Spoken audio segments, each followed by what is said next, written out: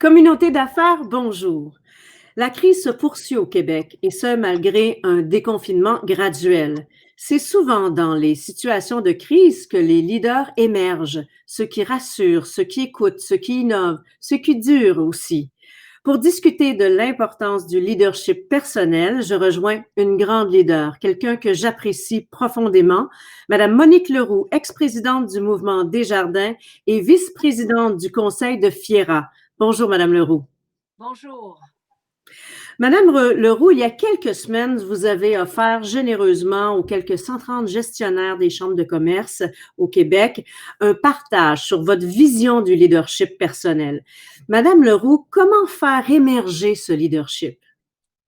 Alors, le leadership, en fait, c'est d'abord et avant tout, je dirais, une forme de posture personnelle que nous devons avoir face à un groupe et face à certaines circonstances. Et donc, dans le contexte de la crise que nous vivons tous et toutes à travers le Québec, à travers le monde, je pense que chacune d'entre nous, on a un leadership à exercer, à apporter à nos organisations, à apporter à nos familles et à apporter aussi à la communauté. Et je pense que nous avons là des circonstances où peut-être la façon la plus simple d'exprimer ce que doit être le leadership personnel, c'est d'être capable de sublimer les impacts personnels de la crise pour se mettre dans une situation où on commence et où on aide les autres. Et pour laquelle, au fond, ce que nous faisons nous permet finalement de pouvoir impacter positivement notre environnement. Et une crise, vous l'avez dit, peut être une opportunité pour une personne, mais aussi pour une organisation. Comment le leadership personnel peut-il provoquer ou favoriser les opportunités? C'est une grande question. Alors, peut-être deux réactions que j'aimerais partager, entre autres fondées sur mon expérience avec Desjardins. Il y a bien sûr, dans un contexte de crise, ce que j'appellerais le leadership de l'urgence. Alors, comment on doit, compte tenu soit de l'organisation que l'on dirige, soit l'entreprise pour laquelle on est dirigeant, ou carrément le milieu avec lequel on est impliqué. La première étape est d'être capable d'avoir une lecture de l'urgence immédiate et d'être capable d'avoir, avec une équipe de confiance, la transparence des informations pour prendre les meilleures décisions possibles à court terme. Maintenant, seulement gérer à court terme, ce n'est pas possible.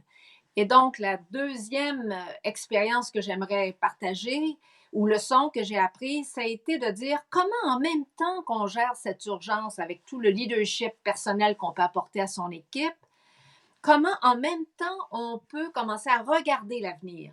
Comment on peut avoir des gens qui nous entourent et nous-mêmes, de se dire qu'à un moment donné, le ciel va redevenir bleu. Et qu'est-ce qu'on va faire à ce moment-là? Et donc, le contexte de la crise permet souvent de commencer à découvrir des gens qui nous entourent, comment ces personnes-là peuvent être résilientes, comment ces personnes-là peuvent avoir des idées, comment ensemble on peut établir de nouvelles façons de travailler ou de collaborer pour qu'on soit capable d'être encore plus fort, plus résilient une fois que la crise sera terminée. Et je pense que si on se met tous et toutes, malgré les difficultés court terme dans cette situation-là, et qu'on va chercher les collaborations autour de nous, je pense qu'on peut à ce moment-là exercer un leadership positif. Madame Leroux, vous avez 3 mots magiques, hein? Les 3 Mm. mots clés qui devraient animer le leader. Quels sont-ils, ces mots?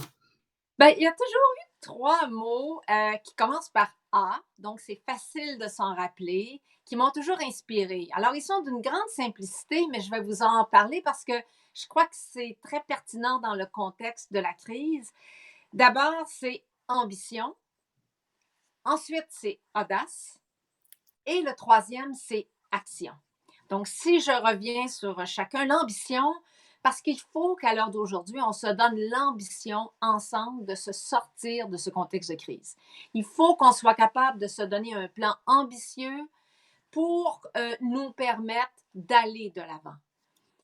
La probabilité que ce plan soit audacieux, donc on ait besoin de se donner l'audace de faire les choses différemment, l'audace de travailler différemment ensemble, ben, la probabilité qu'on ait à le faire est très forte. Et donc, l'audace vient compléter cette ambition, vient peut-être même la sublimer. Et le troisième élément, le troisième mot, moi, qui m'a toujours caractérisé, auquel je crois complètement, c'est l'action. Alors, on a beau se donner de l'ambition, avoir de l'audace, sans action concrète, et bien évidemment, on n'y arrivera pas. Alors, simplement mes 3 A, ambition, audace et action. Madame Leroux, c'est tout à fait passionnant de vous parler. La crise n'est pas finie, on le dit, ça fait plusieurs semaines qu'on le vit. Peut-être un petit message en terminant? Ben, je crois que chacun d'entre nous, tous ceux et celles qui nous écoutent, vous-même, Sandra, dans ce que vous faites dans votre communauté, moi-même, ce que j'essaye de faire, je crois qu'on est des créateurs de confiance. Et je crois qu'à travers cette crise, il faut garder le cap, il faut garder cette confiance que tous les leaders inspirent auprès de leurs proches et de leur communauté. Soyons des créateurs de confiance. Très chère Madame Leroux, ex-présidente du Mouvement Desjardins et vice-présidente du Conseil de FIERA, merci beaucoup pour votre disponibilité. Merci beaucoup, Sandra.